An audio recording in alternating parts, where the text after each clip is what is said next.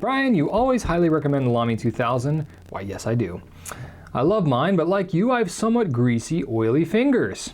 My Lamy 2000 is a year old and it is shiny in places and the cool makloron finish seems to be gone. Is that possible? I've washed it in mild dish soap, but it still looks the same. Any suggestion for my 2000 and all other pens? Yes, I'm going to solve your problem today. What did I do with my Lamy 2000? Here it is. Okay, so I was a dum-dum and I left my Lamy 2000 that I use on like a very regular basis at home. So I do not have that to demonstrate with you today, but I have my other one that I don't use quite as much. So the Lamy 2000, it's made out of makloron, which is a blend of stainless steel and fiberglass. So the black part here is basically like a fiberglass resin. And the thing about that is it's not a finish that's on the top of it. So what you're describing here is like, oh, it looks like the finish is rubbed off. It's makloron like through and through, like the material itself is makloron. So the cool thing about that, it's like any other resin pen that you have where it's like a solid resin. You know, if you have a pen like, I'm gonna use the Pilot Vanishing Point, it's metal and it's coated with a colored lacquer. So if I were to rub and polish and scratch this away, it would take the finish off, expose the metal underneath, and I would never get the sweet color back on my Twilight Vanishing Point. Or if I was to do that on, say, a Namiki Rodden, and I just, you know, scratched it, and I don't know why I would ever do that, but if I were to do that, it would ruin it, and that's all I would do, because it's coatings on top of the base of the pen. Other pens like, you know, the Edison's, it's a solid material that's turned into a pen. Same thing with the makloron. So it's makloron through. I mean, obviously the inside is hollow to hold the ink, but you know what I'm saying. It's not like a makloron coating or finish that's put on the pen. So because of that, you can do some stuff to maintain it that you couldn't otherwise. So it's not, you know, you said you tried washing it. It's not a washing issue. And the fact that your hands are greasy and oily, I don't know if that really has anything to do with it, to be quite honest with you. I have greasy, oily hands too, so I kind of deal with that anyway. But pretty much anybody, just from handling a pen for a long period of time, if you have any kind of pen with a matte finish, eventually it's going to get a little bit shiny because your hands are actually going to polish up the pen. Now, if you have a naturally shiny pen, that's great because you're helping to keep that pen looking shiny. But if you have a pen with a matte finish or a pen like this one that has kind of a brushed look to it, it's not just an overall kind of matte pattern like the Lamy Safari Charcoal or the Safari Dark Lilac here. That's just kind of like a general matte pattern. The Lamy 2000 very much has this brushed finish that goes with the direction of the pen. And you can see that on there.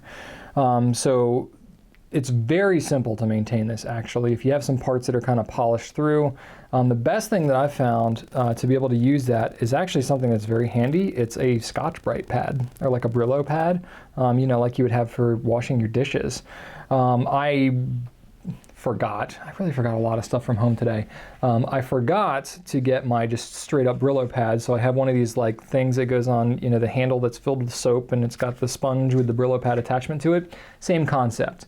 This is like the green Brillo pad, which is a fairly aggressive one. You can get less aggressive ones. And this one is a little bit on the aggressive side. So we will not want to go super aggressive. And before I get into doing any of this stuff, let me just lace this with disclaimers and say, if you are going to polish or finish or do anything to your pen, scratch it intentionally, which is what I'm about to do, you're taking your pen life into your own hands. Lamy is not going to, if you do it and it looks terrible, Lamy's not going to say, oh, okay, that's a warranty thing. We'll totally cover that. No, they're going to be like, what did you do? You know, you listened to this crazy guy who told you to scratch it with a Brillo pad, and now you've ruined your pen. So before you go to Lamy and say that, please don't make me look bad. You're taking your pen's life into your own hands when you do this. And I'm purely telling you this for educational purposes, not so that you can ruin your pen and then blame me for it. Okay? Cool? All right. But that said, if you want to give it a shot, and you are a rogue and you like to live dangerously like I do, feel free to do so. So you've got this pen, it's shiny. I even tried to intentionally like shine up a part of it and I was not able to successfully do so in the 5 minutes or so that I tried polishing this thing. So I think that goes to show how hard it is to actually even do it in the first place. So you just take your Brillo pad, you can do it wet. I actually prefer to do it dry in this instance. Usually when you do it, when you do any type of polishing like this, you would want to do it wet. Because it cuts more effectively, but that's not really what you're going for here. You're going for a consistent look. So what I do is I just take it and very, very lightly and kind of slowly, just take and kind of brush it in the direction that it's going, and just kind of gently scratch it a little bit. And you'll look at it and you'll be able to tell. The reason I like to do it dry is because I can see every single stroke that I'm doing. And if you push really hard or you go really fast, you're going to get deeper scratches in there. They're going to look whiter and they're going to stand out a little bit more. That's why you got to really take your time and kind of, you know, as you're going, just kind of gently go in there. Like I can see I've got a couple of marks right there. I can go a little bit.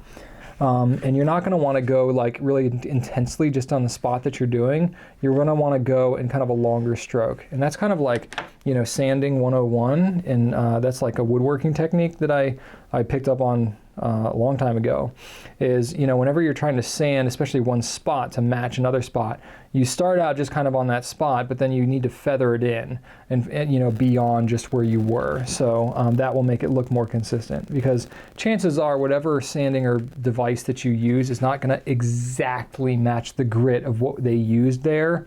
I don't know what they used there. They're pretty proprietary about that kind of thing, but I know this is close enough where you can accomplish it and it'll look a lot better anyway. And as long as you're not going too hard, you won't ruin it. So you just kind of gently take it on there, go across. You can do it on the stainless steel even. It's not really going to hurt anything. It probably won't actually do much to the stainless steel, honestly, because the stainless steel is much tougher. But, you know, I think it could work for that purpose too. Again, I don't think the stainless steel is going to wear away quite as easily too, so it's not so much the issue. But you can certainly cover that. Just don't touch it to the nib, then you don't want to scratch that gold.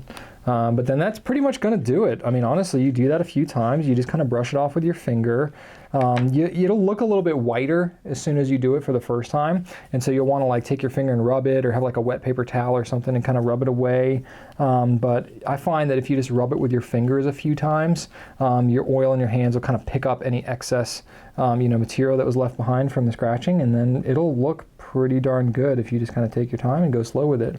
You don't want to go around the pen. You don't want to go kind of diagonally, because then what happens, even if you end up with a consistent scratch, if it's not straight with the pen, it's going to look really weird. So you're going to just want to be careful to make sure that you're going directly with the pen, that you're going light, and that you're only covering as much as you need to. And then once it looks good, stop, because by going deeper and more into it, you're not helping it anything. And I think you'll be good there.